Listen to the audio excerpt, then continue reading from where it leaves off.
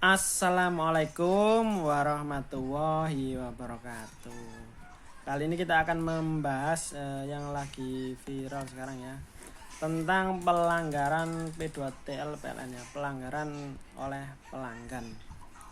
Jadi semua pelanggaran ya, seperti suntik kabel SR, MCB modif, melebihi pemakaian batas daya, segel tidak ada, itu ya semuanya itu muaranya itu di sini ya guys ya.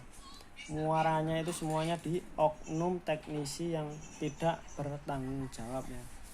Saat MCB kita jepret kurang daya, kita minta ke oknum teknisi, bukan langsung ke PLN resmi ya.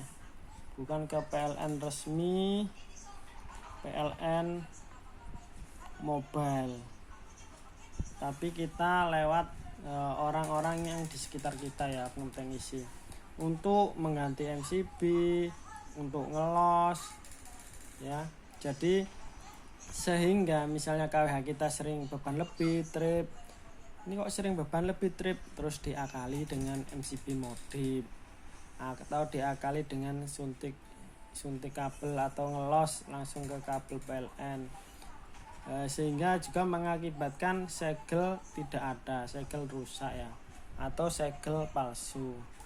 Dan juga saat pindah KWH ya, pindah KWH ini kan biayanya sekitar 100.000 ya, kita minta pindah ke oknum teknisi lagi ya. Jadi saat ada pemeriksaan maka kita bisa kena denda, seperti itu ya guys ya. Jadi untuk yang melebihi batas pemakaian itu biasanya KWH 450 VA ya.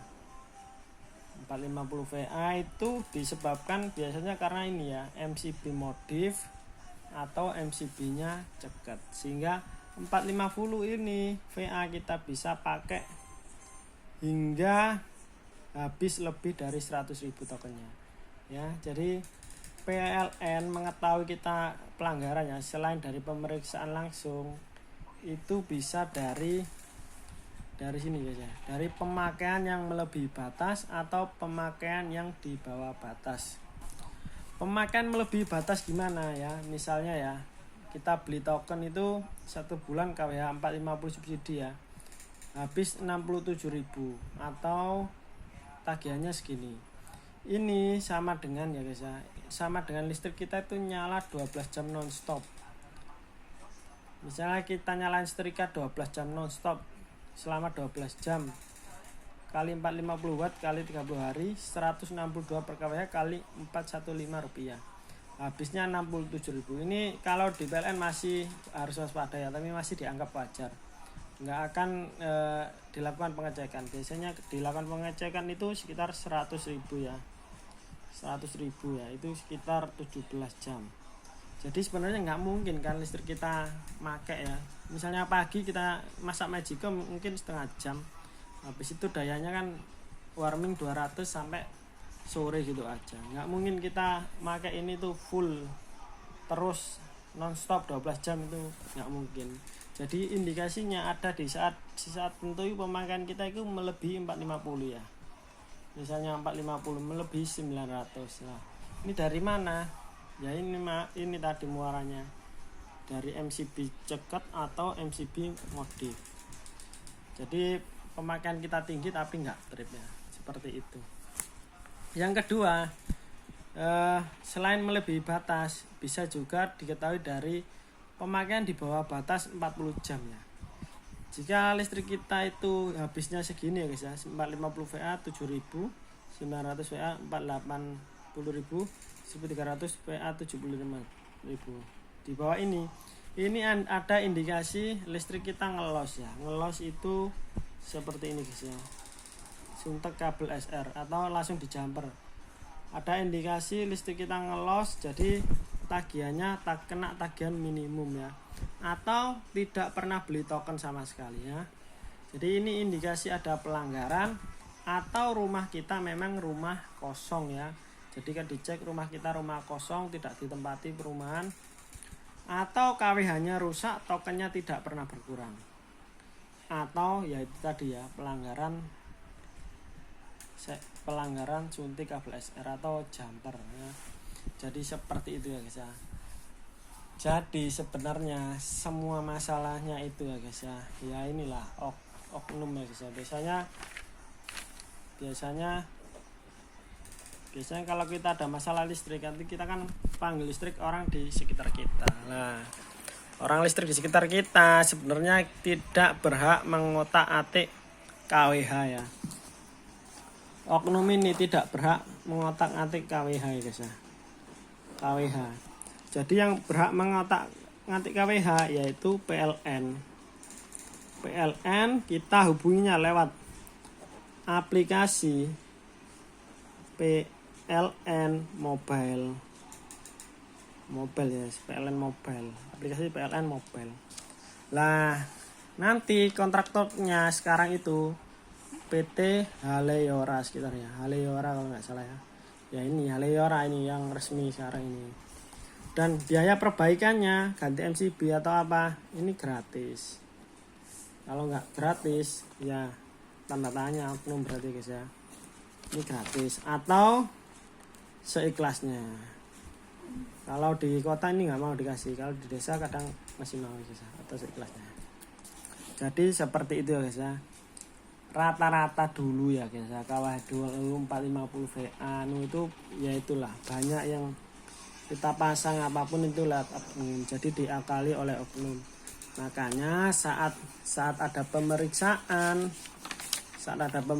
PLN itu banyak yang kena. Saat ada pemeriksaan itu kena denda. Nah kita kan nggak tahu ya instalasi ratu. Nah solusinya harusnya misal ada pemeriksaan itu kita cek bersama guys ya. Kita cek bersama. Mungkin yang punya rumah nggak tahu karena kan itu mungkin KWH lama milik buyut atau mbah zaman dulu ya. Nah, mbah zaman dulu. Lah terus misal kena denda solusinya gimana ya? Kalau nggak punya uang ya nggak usah dibayar, nanti pasang baru atau dibayar aja guys ya. Kalau ada uangnya atau dinego lah. Jadi intinya seperti itu guys ya. Jadi semua itu muaranya ya itu tadi ya guys ya. Oknum yang tidak bertanggung jawab. Karena ya biasanya orang rumah kan nggak tahu listrik itu gimana guys ya. Taunya kan bisa nyala itu aja ya. Kebanyakan ya guys ya, sekarang KWH 450 itu hati-hati kalau yang habis di atas 100 itu kemungkinan MCB-nya ceket atau modif yang jelas itu ya. Karena nggak mungkin kan 450 itu subsidi, mungkin cuma Magicom aja, mungkin sama kulkas atau TV. Jadi nggak mungkin listrik 450 watt ya, 450 watt itu nyala terus selama 24 jam. Kemungkinan siang aja mungkin nyala sekitar 3 jam. Kalau malam kemungkinan ya kalau di total itu 2 jam kemungkinannya. Sekitar 5 jam lah. Jadi nggak mungkin 450 watt itu full selama 12 jam atau 17 jam bahkan 24 jam itu nggak mungkin. Ini sudah nggak layak dapat subsidi. Juga ada indikasi MCB-nya ini modif atau ceket. Jadi seperti itu ya guys ya, tentang pelanggaran yang terjadi. Di sini saya juga ikut merasakan, mendengar ya guys ya, melihat banyak ya, ada yang MCB modif, ada yang tambah daya ke oknum, cuma diganti MCB aja gitu guys ya.